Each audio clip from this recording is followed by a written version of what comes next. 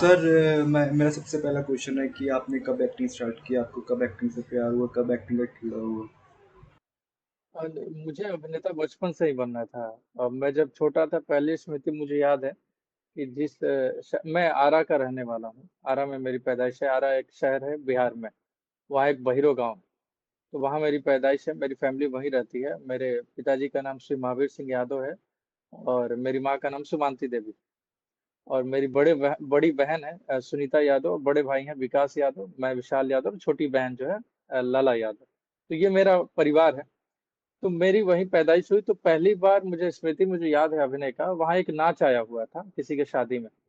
तो मुझे कंधे पे बैठा के, 2.5-3 साल का हूँगा मैं, तो ले गए, कोई घर के ही थे।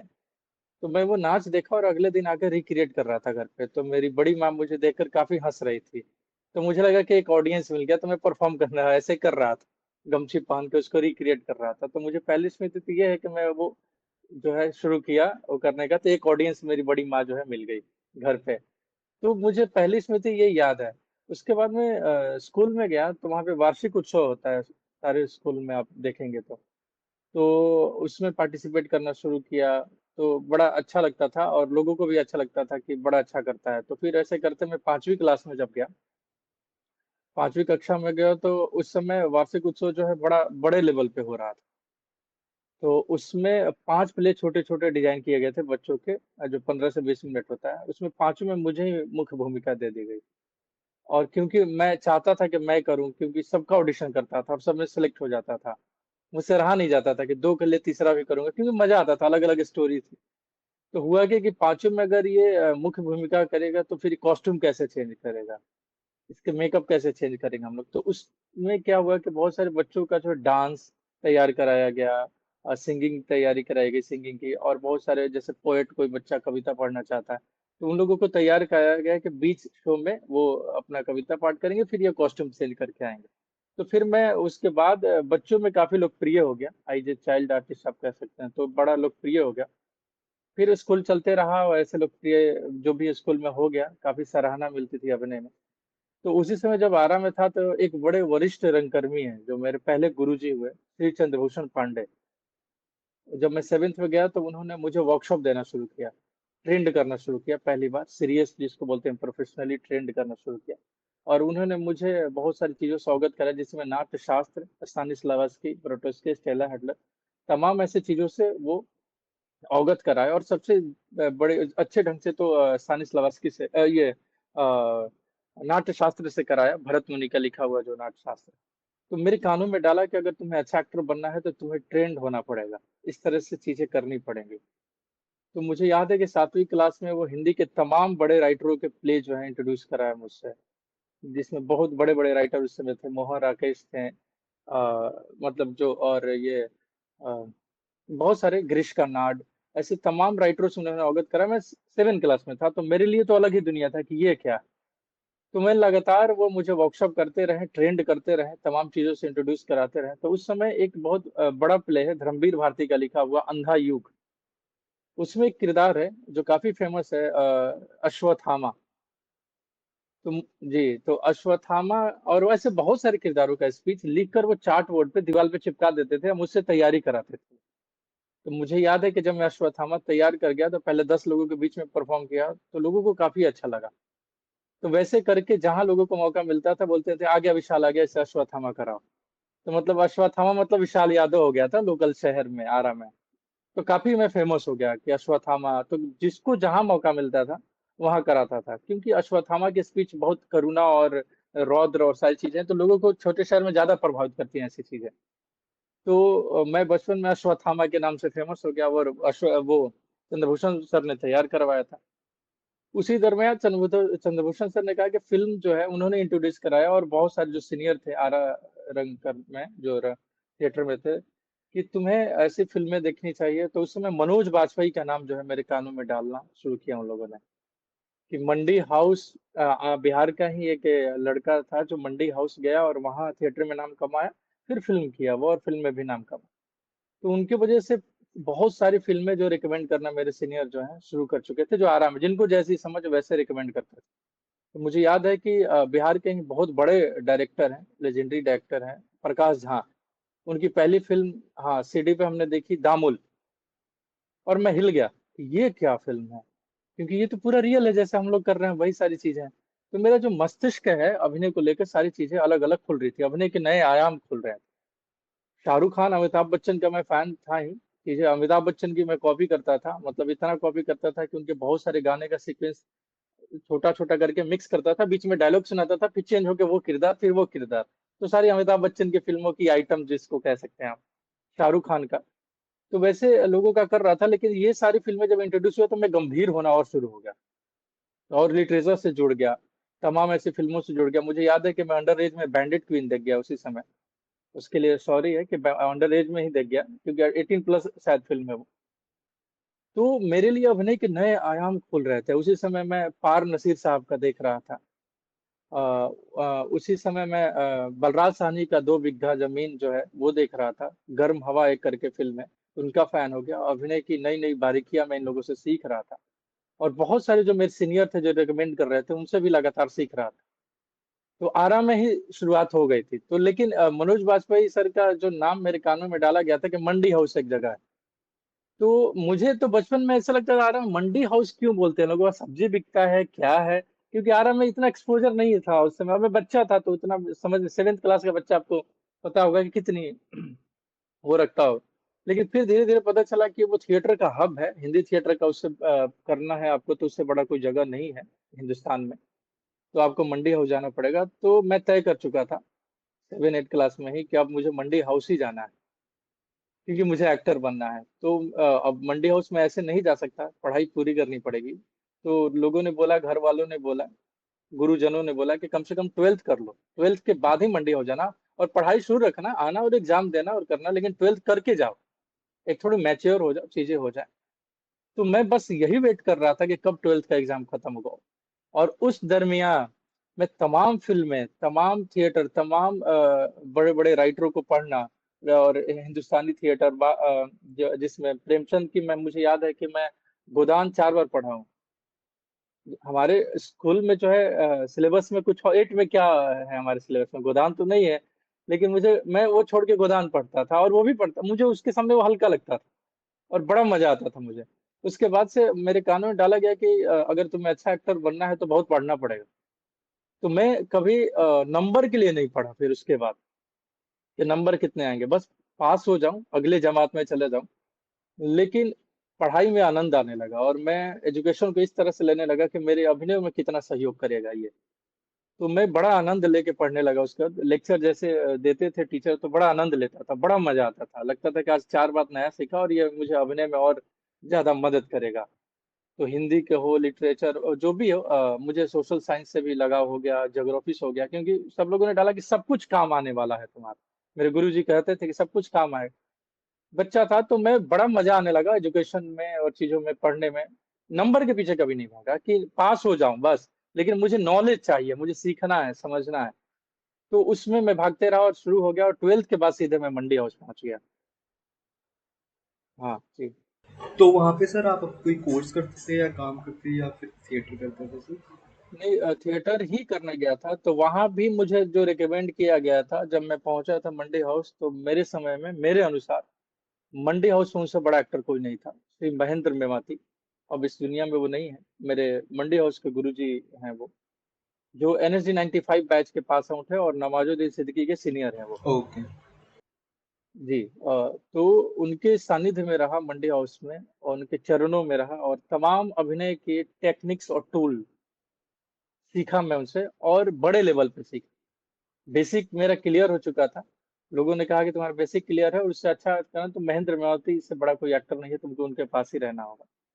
तो मैं उनके पास लगभग 2.5 3 साल रहा, सर के साथ रहा। तो उन्होंने अभिनय के नए आयाम और खोल दिए, मेरा मस्तिष्क जो है, ज्ञान चक्षु जिसको बोलते हैं, वो और खोल दिया उन्होंने। और बाहर की अभिनय की शैली से इंट्रोड्यूस करा दिया, ये माइजनर टेक्निक ये है, स्टेला हेडलर को देखो, तमाम ऐसे जो बाहर के हैं। और इंडियन मेथड ऑफ एक्टिंग, एक प्रसन्ना जी की किताब है, बहुत बड़े थिएटर डायरेक्टर हैं, उनकी किताबें। तो बाहर के लिटरेचर से और अवगत कराया, रशियन लिटरेचर से कराया। मुझे याद है कि मुझे बड़ा पसंद आया एक रशियन लिटरेचर, जिसको मैं ड्रामेटाइज करके करना भी चाहता था, क्राइम एंड पनिशमेंट। हाँ, तो ऐसे डस्ट है तमाम उसकी, चीज़ें वो स्वेट हाँ, और हाँ, डस्ट। तो हाँ, तो मैं आरा सर का मुझे नहीं पता, लेकिन मंडी हाउस में जो सर ने इंट्रोड्यूस, तो मेरे लिए इंटरनेशनली अभिनेता बनने की तैयारी जो है मंडी हाउस में शुरुआत हो गई। आरा में था तो नेशनली एक्टर ही सोचता था, लेकिन मंडी हाउस पहुंचा तो सर ने कहा कि इंटरनेशनल फिल्में देखो, ये भी है, ऐसे भी अभिनय को अप्रोच किया जा सकता है। तो वो महेंद्र बयाती सर का योगदान, और उन्होंने मुझे ट्रेंड किया, और अभिनय की बहुत सारे जो टेक्निक और टूल्स हैं जो आपको फाइनेस्ट एक्टर बनने में मदद करती है, मैं उनसे सीखा, निरंतर सीखते रहा। फिर मंडी हाउस में मुझे लगा कि अपना एक प्रोडक्शन भी करना चाहिए, नाटक करके, और मैं कर ही रहा था, बहुत सारे ऐसे प्रोडक्शन कर रहा था, सीख रहा था। उस दरमियान मैं बहुत सारे बड़े राइटरों का लिखा हुआ प्ले कर रहा था सबके। एक कथा एक कंस करके प्ले है, दया प्रकाश सिन्हा का लिखा हुआ। मंटू की बहुत सारे छोटे छोटे स्टोरी को ड्रामेटाइज करके कर रहे थे हम लोग, नेगेड वॉइस, नंगी आवाजें, तो बटेक सिंह। तो ऐसे तमाम बड़े राइटरों को पढ़ रहा था, समझ रहा था, उनको इम्प्रोवाइज कर रहा था, छोटे स्टोरी को ड्रामेटाइज कर रहा था, परफॉर्म कर रहा था। फिर उस दरमियान मुझे लगा कि मुझे अपना एक ग्रुप बनाना चाहिए और एक प्ले करना चाहिए। तो मैंने एमेच्योर लेवल पे शुरू किया एक ग्रुप वहाँ पे, खुद से। और एनएसडी के बहुत सारे दोस्त जो पास आउट थे हमारे, तो उनसे सहयोग लिया, और बहुत सारे एक्टरों को कास्ट किया, खुद ट्रेंड किया जो प्ले करना चाहते थे। और उनके साथ, क्योंकि मेरे जहन में नेटुआ जो है मनोज बाजपेयी का, वो डाला गया था, तो वो कहीं मेरे दिमाग में था कि नेटुआ को रिक्रिएट, मतलब तो नेटुआ हूबहू तो नहीं कर सकते हैं, लेकिन उसी तर्ज पे एक नई स्टोरी की खोज की हमने, और उसको इम्प्रोवाइजेशन के थ्रू एक प्ले का रूप दिया हमने वहां पे, और उसको शो किया 2016 में श्री राम सेंटर मंडी हाउस में, और मैं रातों रात चर्चा में आ गया, और 2016 का सबसे हिट प्ले साबित हुआ वो। तो अगले दिन से चर्चा शुरू हो गई कि मनोज बाजपेयी आ गया। 90 के दशक में मनोज बाजपेयी आया था, फिर से एक मनोज बाजपेयी बिहार से आ गया। तो बड़ी बड़ी सराहना हो रही थी हमारी मंडी हाउस में, जितने सीनियर थे बड़ा प्यार देने लगे मुझे, सहयोग करने लगे, और सीखने और जानने और समझने में बहुत ज्यादा मदद करने लगे। उनको लगता था कि इसके अंदर कैलिबर है, सीखना चाहता है, समझना चाहता है, तो मुझे काफी सपोर्ट कर रहे थे। और मैं रातों रात चर्चा में आ गया, और मंडी हाउस में लोग मुझे जानने लगे। रातों रात चीजें चेंज हो गई। मुझे याद है कि संगीत नाटक अकादमी का पुस्तकालय है, बड़ा कम पैसे में मुझे उन्होंने वो कर दिया कि तुम आके तमाम किताबें पढ़ो, यहाँ पे सीखो समझो। तो हाँ जी, और मैं 12 बजे ही मंडी हाउस पहुंच जाता था, और पानी, ठंडा पानी भी मिलता था वहां पे, तो बोतल में भर के, और दिन भर पढ़ता था, और शाम में रिहर्सल होता था। तो सबका सहयोग बड़ा अच्छा मंडी हाउस में रहा, और मैं चर्चित हो गया। एक प्ले का नाम था चैत का लौंडा, जिसमें मैं लड़की बनता था। तो ये मंडी हाउस का सफर रहा जी। तो सर पंचायत कैसे हुई, कैसे कितने ऑडिशन प्रोसेस हुए, कैसे हुई? और उसके बाद मैं मुंबई आया, क्योंकि बहुत सारे हमारे सीनियर मुंबई आ चुके थे, बहुत सारे दोस्त भी आ चुके थे। फाइनली मुझे तो फिल्म ही करना था, तैयारी उसी की चल रही थी। ट्रेन आरा से खुली थी, लेकिन वाया दिल्ली मुंबई पहुंचना था, क्योंकि मुझे पता था कि मुंबई पहुंचना है तो सीख कर, समझ कर, क्राफ्ट को पूरी तरीके से जानकर आपको जाना पड़ेगा, ऐसे मुंबई में नहीं जा सकता। तो पूरी तरीके से सीखने और समझने का प्रयास जारी रहा, आज भी शुरू है, सीख रहा हूँ, समझ रहा हूँ चीजों को, अभिनय की नई नई बारीकियां सीख रहा हूँ मैं। जो भी सीनियर मिल, कोशिश करते रहता हूँ कि दादा मुझे ये बता दीजिए, ये कैसे अप्रोच करूँ। तो तमाम अभी भी चलता है वो सीखने समझने का। तो यहाँ जब मुंबई आया तो कोई जानता ही नहीं है। पहले तो ये हुआ कि लो भाई, मंडी हाउस में तो चर्चाएं थे, अब यहाँ तो कोई नहीं जानता। तो बड़ा मुश्किल हो रहा था, 6-7 महीने तो ऐसा हुआ कि जग सुना सुना लग रहा था कि भाई कौन है, कहाँ, सड़क नहीं पता, ये सड़क कहाँ जाएगा, खाने पीने में दिक्कत, सब कुछ अलग, भाषा अलग, कहाँ जाऊं, किसको बताऊं कि मैं एक्टर हूँ।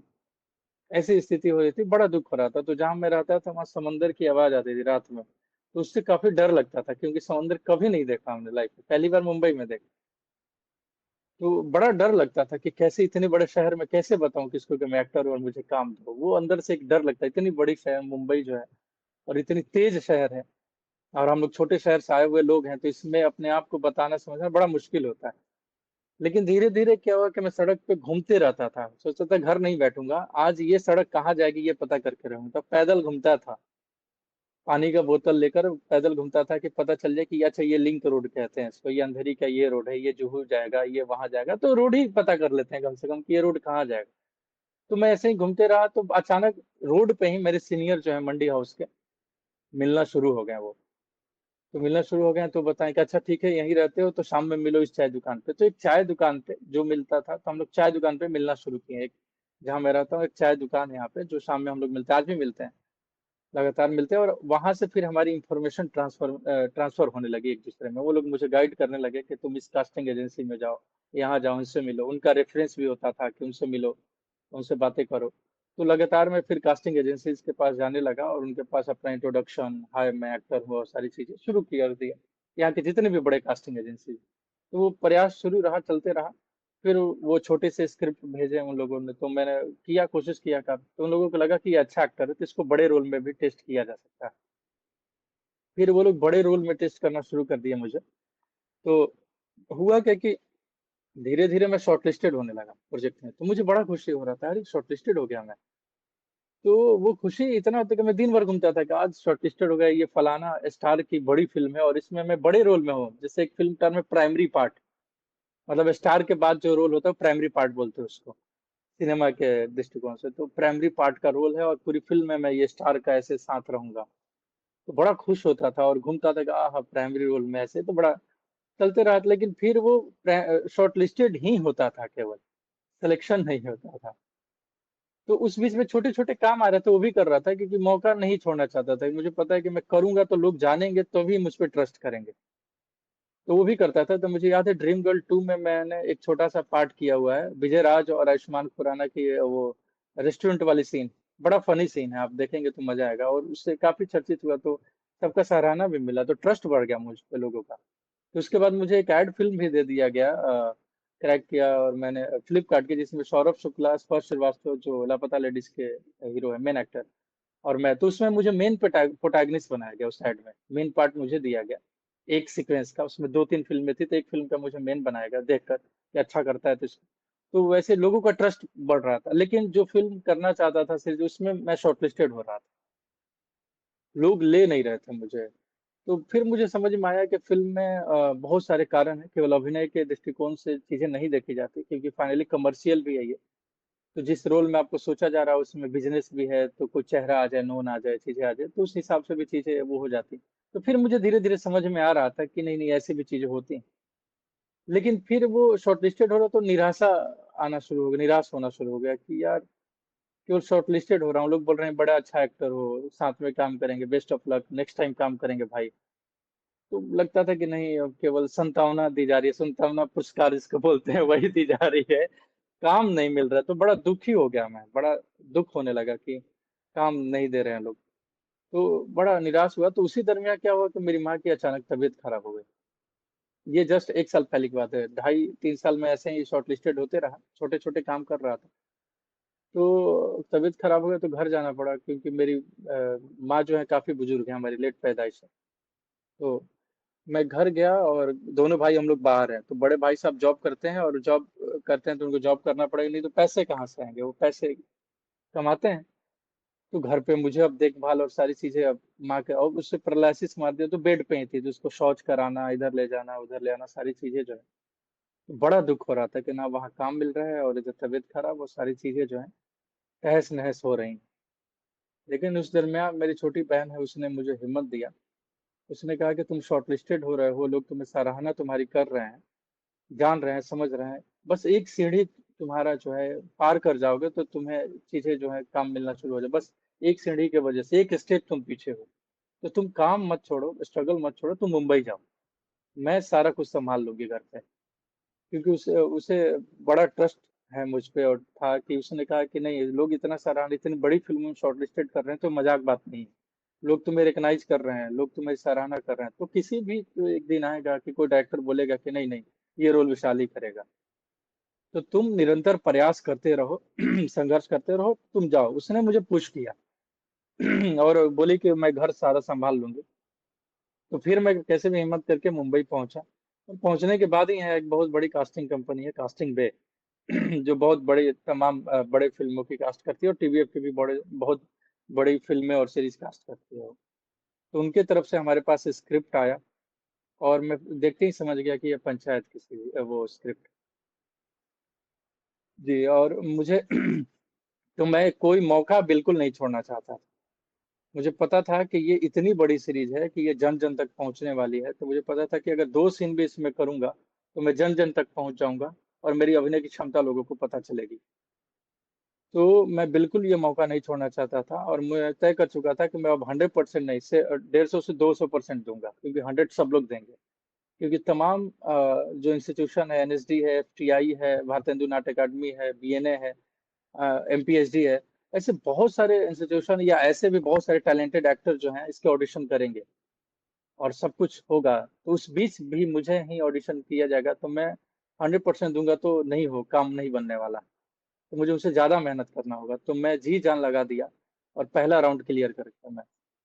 और इसके लिए मैं धन्यवाद दूंगा कास्टिंग बे, उनके तहे दिल से शुक्रिया है, बहुत प्यार है। और जितना शुक्रिया करूं उतना कम है, क्योंकि उन लोगों ने ही मुझे ढूंढा। कास्टिंग बे जो चलाते हैं उनके मालिक अनमोल आहूजा सर हैं और अभिषेक बनर्जी सर हैं, जो फिल्म इंडस्ट्री से हैं, उनको पता होगा। तो उन लोगों का बड़ा योगदान है मुझे ढूंढने में, उनका तहे दिल से शुक्रिया है। जितना धन्यवाद करूं उतना कम। और इस प्रोजेक्ट के एसोसिएट थे सहेज भाई, असिस्टेंट थे सचिन तिवारी भाई और श्रेयांश भाई। ये बड़े सहयोगी लोग हैं। तो इन लोगों ने मेरी बड़ी सहयोग की, और फिर उनको अच्छा लगा तो सेकंड राउंड के लिए ऑफिस बुलाया उन लोगों ने, और ऑडिशन करने में काफी मदद की। को एक्टर की भूमिका, एक ऑडिशन जब आप करते हैं तो बड़ा अहम होता है, उसमें लाइंस टाइम पे देना और चीजें देना। तो बड़ा अच्छे ढंग से लाइंस दे रहे थे सचिन तिवारी भाई और साहिल भाई जो सूर्यांश भाई। तो बड़ा अच्छे तरीके से हम लोगों ने ऑडिशन कराया, बड़ा मदद किया, और वो सेकेंड राउंड भी पार कर गया मैं। फिर मुझे कुछ दिन बाद थर्ड राउंड के लिए बुलाया गया, फिर थर्ड राउंड किया, थर्ड राउंड भी पार कर गया। और दीपक सर जो है इस सीरीज के डायरेक्टर हैं, बड़े कमाल के डायरेक्टर हैं, दीपक कुमार मिश्रा नाम है उनका। सर को बड़ा अच्छा लगा, और वो दीपक कुमार मिश्रा सर ही निकले जो मेरी बहन की बात सत्य किया। उन्होंने उन्होंने कहा कि ये रोल विशाल ही करेगा। तो माँ सरस्वती निवास कर रही होंगी मेरी बहन की जबान पे, कैसे चीजें हुई। तो दीपक कुमार मिश्रा जो हैं सर जो हैं उन्होंने मुझे सेलेक्ट किया। उनका तहे दिल से शुक्रिया है, सर ने मुझे ट्रस्ट किया, बहुत आभार है, बहुत प्यार है, बहुत बहुत थैंक यू है दीपक सर को। और अरुणाभ सर जो टीवीएफ के मालिक हैं, और चंदन कुमार सर जो स्क्रिप्ट राइटर हैं, बड़े कमाल के राइटर हैं, बड़े उम्दा राइटर हैं। स्क्रिप्ट आती है तो मैं स्क्रिप्ट जब मेरे पास आई थी तो मैं उछल गया था कि कब इसको परफॉर्म करूं। वो सब प्रसव पीड़ा हुआ होने लगा था मुझे कि इसको डिलीवर करना ही करना है, इतने कमाल के लिखते हैं वो। तो इन लोगों का बड़ा धन्यवाद है, और बड़ा शुक्रगुजार हूं मैं कि मौका दिया एक लड़के को उठाकर, अभी जितना है लोकप्रियता हासिल करा दिया उन लोगों ने। जी, जी, जी, बिल्कुल। बिल्कुल जी। सर।